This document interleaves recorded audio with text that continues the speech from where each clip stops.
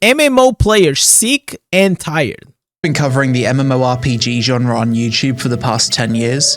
I've noticed that in recent years, the MMO community's attitude to new announcements, upcoming games, and the it's like I am one of those people that I've been waiting for the next MMO, because even though I'm playing Diablo, I play other games in the past, I am a huge MMO fan because, you know, I was molded by World of Warcraft, right? And I would love to, but whenever I see like these like Asian MMOs, Korean MMOs, like even like the one like Ash of Creations, like they are making it, like it does not seem appealing. It doesn't seem like it has a personality, and I feel like that's where a lot of like disappointment is coming. Genre as a whole has certainly shifted from being somewhat optimistic to more pessimistic, and who can blame them? I've noticed it especially in myself. A couple of years ago, whenever a new MMO was announced, I was excited to make content and dive into the details for basically every upcoming game in the genre. Nowadays, though, I'm less quick to even cover newly announced upcoming releases because deep down, I know that there's a high chance they either won't make it to a full release or they'll struggle to maintain a player base for longer than 1 year. In this video, I'm going to talk about why MMO players are growing sick and tired of the genre, as well as discuss if things will change anytime soon. And I feel like the main reason is because it is hard, man, to make an MMO. To make an MMO that feels like massive, like the world building, it's like a lot of assets. Also, then you need to populate, because like imagine you have like this huge world, but there's nobody playing it. It kind of feels like it's a dead game, right? But first, support the content by listening to today's sponsor, Watcher of Realms, the next-gen fantasy RPG that's redefining strategic combat on both PC and mobile. This game features over 200 heroes across 10 factions, endless PvE content, epic raid bosses. Do you guys, I'm gonna ask you something, chat. Do you guys mind whenever YouTubers, they do these ads? Because for me, like, even before I was a creator, I never mind. I always thought, okay, he's getting paid, he's doing the promotion. I can skip it or I can watch it. It's up to me. But I was never like really that mad. I really hate the, like, whenever I see people like, this guy has been doing content for years, and then like people go to the comments, oh, this guy now, he kind of sold out. You know, he sold out, all these things. I feel like it's so sad, man. And start your legendary journey today. So, the biggest reason why I think MMO players have a less positive attitude to the genre nowadays than say 10 years ago is that in the past 8 years, not a single new MMO release has managed to break into the top 5 most played games in the genre and stay there for longer than a few months. Jeez. The top 10 most popular MMOs are WoW, OSRS, Final Fantasy XIV. It's actually impressive how old school RuneScape is making a huge comeback because of streamers and content creators. It is actually insane. Black Desert Online, Albion Online, Guild Wars 2, ESO, EVE Online, Maple Story, Albion is what Abo is playing. RuneScape 3. Most of these MMOs are really old. Albion Online and BDO are the newest to secure spots in the top 10, with Albion releasing in 2017 and BDO releasing in Korea back in 2014. But they are so old already. MMOs are games that take a lot of investment, so whenever a new MMO does come out these days, in the back of your mind you're thinking, there's a 99% chance that 1 to 2 years from now this game will be dead, which is a really crappy feeling to have. We've seen this with games such as Throne and Liberty, New World, Corepunk, PAX Day, Arcade Unchained, Bless Unleashed, Bless Online, Brighter Shores, and many, many more. I guess this is another reason why nowadays people would rather invest times into the older games in the genre rather than play the newer stuff. Odds are, WoW, Final Fantasy XIV, and OSRS will... I will say, and I'll defend a bit the players, they stop playing it because most of the times the problem with these big MMOs is that like you reach to the end game and then there's no more content to do. Like you beat the game. There's nothing else to do. And then there's like this huge gap of like content cycles coming into these games because they take a long time to develop. And along the way, you just start bleeding players and players and players until like it actually becomes dead. still be here 5 to 10 years from now. The moment I started to enjoy the genre again was when I decided to just commit to the older games and stop looking for the next big thing. If a big new MMO comes out and it's a lot of fun, then great. If not, no worries, I'll be enjoying myself with old school RuneScape regardless. Another big reason why people are sick and tired of new MMOs is that they've seemingly hit a point where they objectively haven't massively improved or innovated in the past 10 years. When it comes to action combat, the gold standard is still Black Desert Online, a game that took 4 to 5 years to develop and released in 2014. No other MMO has action combat anywhere near the level of BDO. For tab targeting, World of Warcraft is still the gold standard in terms of fluidity and responsiveness. We frequently get modern MMOs releasing nowadays with worse combat than what existed 10 to 20 years ago. And isn't that crazy? Like, we have so much more technology nowadays. Like, it's so much more advanced. And yet, whenever you play these new games, the combat feels like so bad. One of the reasons why Blizzard games, I feel like they always felt like really good to play, Warcraft and also Diablo, is because of the combat, man. The combat feels freaking good, feels fluid, it feels great, it just feels great, man. It's hard to wrap your head around why. It feels like we're going backwards. Games like Bitcraft, Pax Day, Quinfall, Embers of Drift, Bless Unleashed, and Core Punk all have dog-tier combat that makes you question how they even released in that state. Even Korean MMOs in recent years seem to have forgotten how to design good combat. Korean devs used to be masters of creating the best action combat in the genre, but recently we've had Throne and Liberty, a game heavily criticized for being clunky as hell. To be fair, the gameplay got a bit better. I did one reaction video to why Throne and Liberty died or something like that. Man, I had like a bunch of like copium people coming to my comment section defending the game, and because I said like, bro, like this game just looks trash, and they got so mad. Obviously, nobody likes whenever people say that, yo, your favorite game, it is trash. But the reality is, like, whenever someone tells me, hey, Diablo Immortal is trash, is a pay-to-win trash game, I say, yeah, it is. But I still enjoy to play it, you know? But you cannot deny the reality. Like you cannot let your enjoyment out of the game to take away from what it actually is. Because even on the bad stuff, you can still enjoy it. It's like everyone likes fast food. But you know, fast food might be yummy, but you know it's trash. It's like, that's why it's trash, like the trash meal, right? It's because of that. With a few updates, but it's still nowhere near the level of World of Warcraft. Chrono Odyssey is another one. Recently did a beta test, combat wasn't great, people weren't impressed, needs a lot of work to even be passable. And just take a look at the latest Korean slop MMO to be announced at G-Star called Architect. Clearly mobile, PC, console, cross-platform based on the user interface. Yeah. Every ability, heavy static animation locks. Look at this! Clunky movement, janky animations. Oh my god. You can tell just by looking at it that the gameplay is complete arse. Bellatorus, another upcoming Korean MMO. Granted, it looks a bit better than Architect, but still, it really doesn't look that great, does it? The dodges especially just look... And the thing is, like, bro, they all look like the same game. That's the thing. I look at this game. If you told me that this game is Throne and Liberty, I'll say yes. If you told me that this is Final Fantasy, I'll say yes. They all look the same. There is no...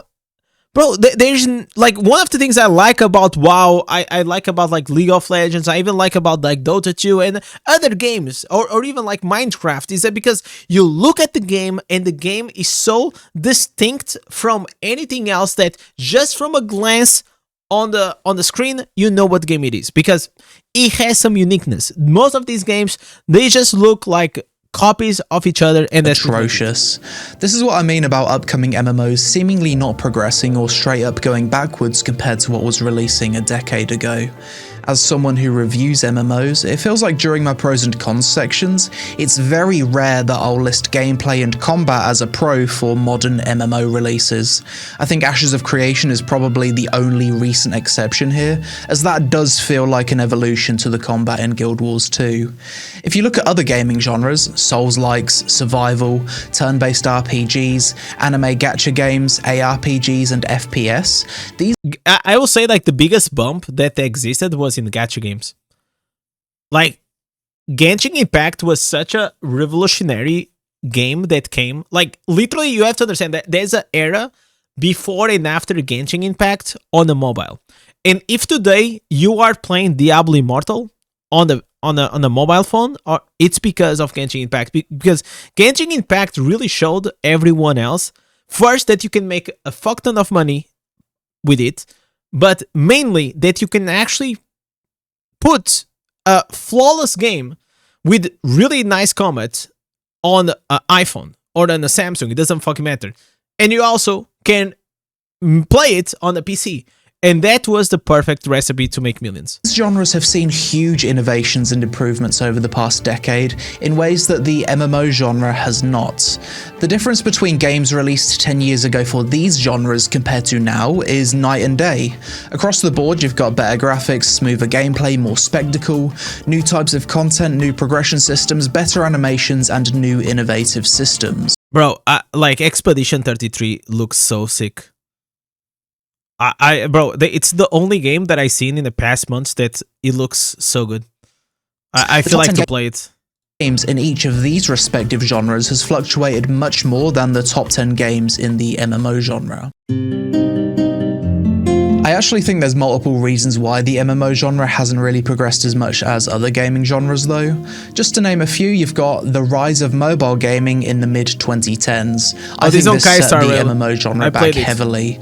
Developers saw that mobile games had the potential to make infinitely more money than PC games for a fraction of the development cost, and as a result, many of the top MMO developers shifted their focus to mobile games or mobile PC console crossplay, which inevitably results in a worse gameplay experience as you've then got to design the games. It's because mobile gamers, their expectations are so much lower than a PC gamer. And that's a fact. Because like your subconscious, like you are used to play like these mobile games, and also you don't have as much time. So a lot of times you cannot even deep dive as much into the game. So because of that, it's just easier. It's just easier. And not only that, mobile gamers, they are so acceptant when it comes to microtransactions, and they support it. They even, hey, we don't have enough things to buy on the shop. Can you guys please make more things? So why would you spend millions and millions and millions on an MMO if you can just maybe with a half of the team make a mobile game that probably is gonna make 10 or 20 or 100 times more money? And that's a sad reality we live in. And I feel like it is literally a consumer behavior problem. We, as gamers, we are enabling this. And every time that you swipe a card on a pay-to-win game, I think it's a disservice. But also, you can also say that playing these games can also be a disservice. It is. But the reality is like you can still enjoy them, right? And you can still enjoy to pay for them because you like it. But as long as you're not like actively like super critic about it, I think it's fine. To be playable with mobile screen size restrictions and limited inputs. The success of the free-to-play, pay-to-win, and also there's another important part about like mobile games. They are so much more simpler to play. They have less buttons. They are less complex, and they are way more casual friendly than most of the PC games. Pay for convenience business models, starting all the way back in MapleStory, has caused more and more developers to design games in a way that they'd create problems to then sell you solutions on the cash shop. I believe that the popularity of transmog systems turned out to be a bad thing for the genre as a whole. Yeah, absolutely. As for most games, it results in a diminished sense of visual progression during leveling. This is something that whenever I tell you guys that I don't care about cosmetics, it's the major reason is because I come from a time that in World of Warcraft, your gear and the way you looked really dictated how skilled you were in the game. No transmogs, no bullshit. Like, you walking with your gladiator gear or your gladiator mount in Ironforge or Ogrimmar or whatever it is, and you saw a guy with the gladiator mount or the Warglaves or the Thunder Fury, and you see, man, this guy is a fucking badass. There is no one in Diablo Immortal really looking at someone that even has like a big wings and thinks, oh my god, this guy is a badass. They don't think that. They think, oh my god, this guy must have a lot of money. Oh, this guy must be crazy. He's powerful. But they, like, for me, it never came in the front of my mind that, oh my god, this guy is so skilled. He must be like the best player in the game. No, never crossed my mind. The first thing I think is like, oh, this guy must have a lot of money. As well as developers being incentivized to make the coolest outfits cash shop cosmetics rather than earned through in-game achievement. And finally, I believe that MMO developers have for the most part taken the wrong design path for the past 20 years. The success of World of Warcraft resulted in many games taking the theme park MMO route, where MMOs are only as big as their latest expansion or content patch. Everyone's trying to catch up and get to the end game as soon as possible, and as soon as you stop playing for a few months, your progress and accomplishments have been invalidated by the new content. Your previous best in slot raid gear is now equivalent to that of catch-up gear, obtainable in a few hours. The rising popularity of old... You see what he was just saying about like these loop, the cycle, and I feel like that's one of the things that I genuinely think that in a way Diablo Immortal does well, which is the progression systems. Over time, you keep getting stronger, but it comes as a flaw because every time you level up your Paragon, your combat rating gear on your legendary gear goes up. So it creates always this catch-up mechanic system that you feel like you always have to keep playing to keep upgrading your gear. And then you have like every 10 weeks, you have a new Inferno difficulty. So you finish farming your set items for the Inferno 7, and now you're gonna go into Inferno 8 and you have to refarm it again. And if you take a break from the game, it kind of sucks, man. It really sucks. And I feel like that FOMO, it is the reason why it leaves so many players to quit the game, because they feel like not only after a while they're gonna start getting bored, which I am getting to that stage. I'm getting to a bored. I'm getting bored with the Diablo Immortal in a way, and I still enjoy the game. What I don't enjoy is like the constant grinding for things that really feels useless. You know what I'm saying? Like if they came like with full ancient legendary gear that I could farm it for hours and go to the dungeons and try to kill this mythical boss or whatever, I would love to do it. But it just became a routine and became like a chore. And going to grind for gear should never feel like a chore. It should feel like an accomplishment. Should feel like progression.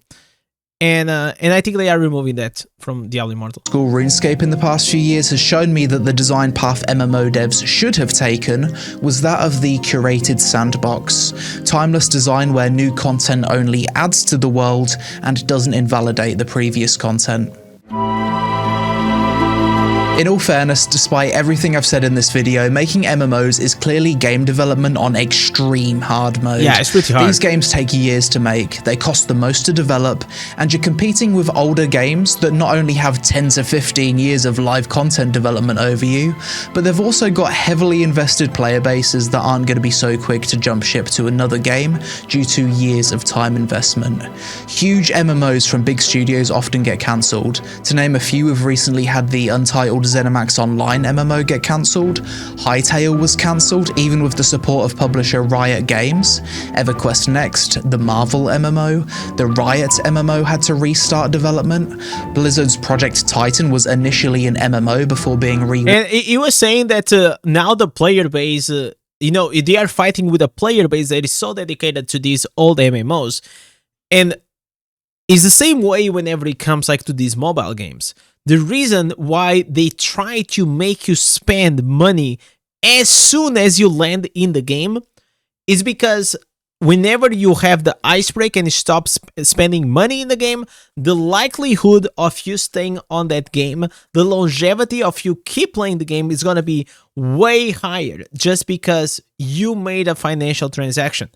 Obviously, I'm not talking about the billionaire making like a 1,000 transaction now. I'm talking about like the casual person that spends here and there. But as soon as you swipe that credit card, you made a decision that most likely you're going to stay in that game for a very long time. It's a term called golden shekels. The more money you spend in the game, the more likely you're actually going to be a slave later on in the game, because you're going to stop enjoying to play the game, but you are still keep logging in and doing the things because you are financially invested in it, and you are also in a way emotionally invested in the game. Worked into Overwatch. Then we've got countless Kickstarter MMOs like Chronicles of Valeria, Camelot Unchained, Pantheon Rise of the Fallen, and far too many to even mention that either ran out of money, went through development hell, or are still in development. Is there any hope though? I didn't forget that Diablo Immortal is a mobile game, and you have to understand that even if this was a try-hard game, you'll have multiple audience. Just because it's a mobile game, it doesn't mean it has to be a shitty game. It doesn't need to be a casual game all the time.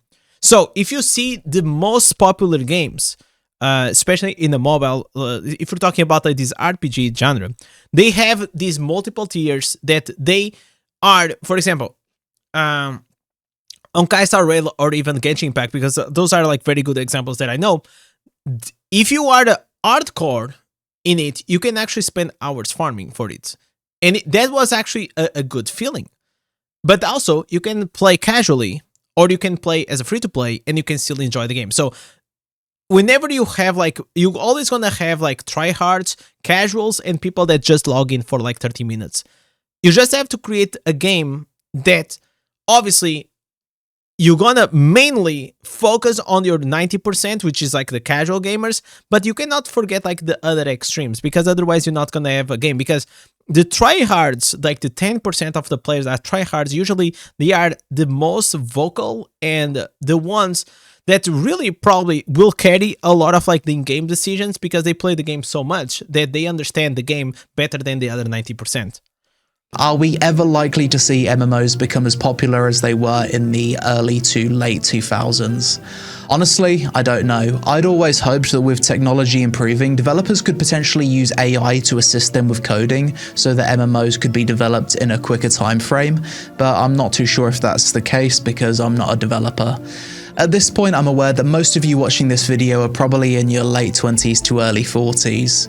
We're getting old, and a lot of us just want something to relax with after work and get that good brain feeling from seeing the number go up.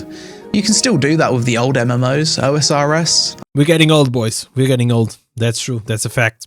Ultima Online Outlands, World of Warcraft, Final Fantasy XIV, Guild Wars 2, BDO. These are still fun games you can relax with. OSRS in particular is aging like a fine wine, and I've personally sank over 2,000 hours into it on my Iron Man this past year alone. In Buddhism, the second noble truth is that suffering comes from desire.